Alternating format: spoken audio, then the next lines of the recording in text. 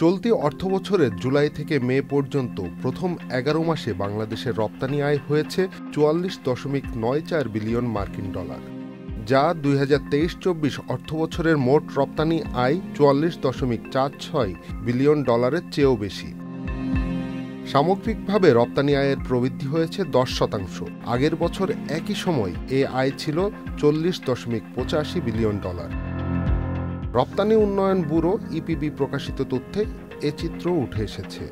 ইপিবির তথ্য বলছে, শুধু মে মাসেই দেশের রপ্তানি আয় হয়েছে 4.73 বিলিয়ন ডলার, যা গত বছর একই সময়ের তুলনায় 11.45% বেশি।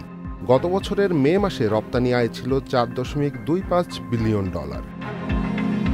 রপ্তানিতে সবচেয়ে বড় অবদান রাখা তৈরি পোশাক খাতের প্রবৃদ্ধি হয়েছে 10.25%। এখান থেকে আয় দাঁড়িয়েছে 36.55 বিলিয়ন ডলার। আগের বছর ছিল 33.17 বিলিয়ন ডলার।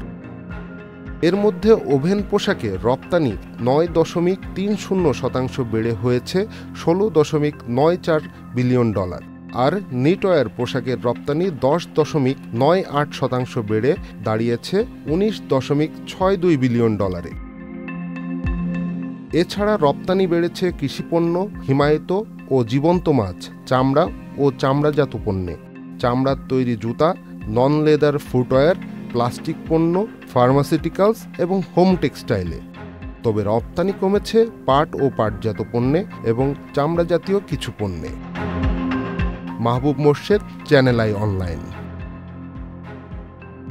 বান্ডেল থাকলে প্রতি সেনমানিতে টাকা বাঁচবে। বিকাশ সেনমানি বান্ডেল কিনে জিতুন প্রতি লেনদেনে। শুরু হয়েছে Standard Charter Channel i agro অ্যাওয়ার্ডের 10ম আয়োজনের মনোনয়ন গ্রহণ। এবার নতুন ক্যাটাগরি বছরের সেরা ছাদ কৃষক সহ মোট 13টি ক্যাটাগরিতে পুরস্কার প্রদান করা হবে। মনোনয়ন গ্রহণ চলবে আগামী 15 জুলাই 2025 তারিখ পর্যন্ত। বিস্তারিত জানতে ভিজিট করুন www.agroaward.com এবং ফোন করুন 018737000556 এই নম্বরে।